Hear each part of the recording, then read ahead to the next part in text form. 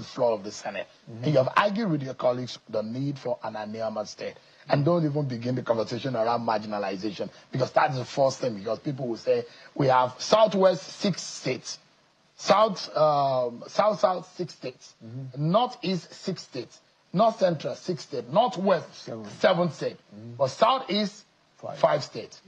Is that part of the agenda to fix the Southeast that seems to be smaller in terms of the number of states, or what? Well, almost just over a year ago, I had a meeting with the President Bola Ahmed Tinubu, where I discussed about the problems of Southeast, the insecurity in Southeast. You know, what do we do to address it? And he knows the problems, and he also has an idea. The whole idea is that there should be some level of equity extended to the Igbos of Southeast by having an additional state. It wasn't going to be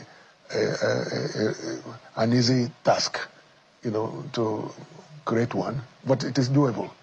And I'm happy that we have come this far.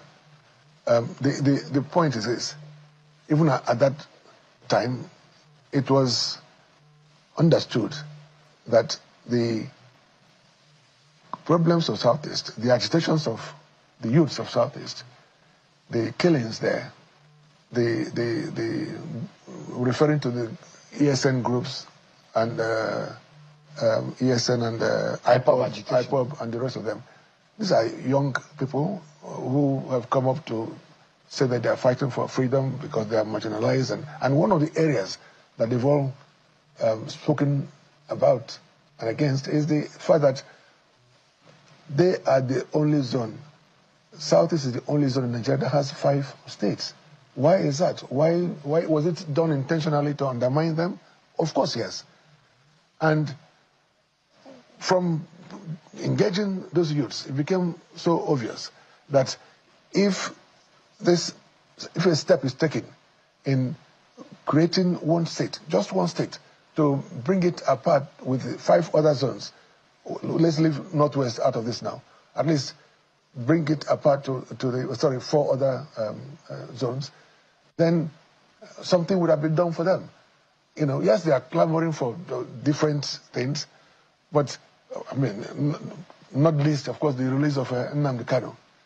They're asking for it. We know that that is something that has to be done. You know, you would just say NED NWOKO to be oh yes, yeah, of course. Why do you think so? NED NWOKO has been in custody for some time now. I believe that he has been held unjustly. Many people feel that way. As a lawyer, do you think so? Oh yes, yes. That the judicial process is unjust? Yes, yeah, no, it has been. There's a lot of delays in prosecuting him and all that. If you want to get him tried and convicted, get on with it, you know. But this is a guy who has been held unjustly, as I said, you know, for so many months. And the Buhari government started it. I'm not talking about this government. Trial. No, so the point I'm even making now. I'm talking about the previous government under Buhari when it's facing a judicial process right now. Yes. Saying it's unjust because the argument is that there should be a political solution, maybe a null prosecution.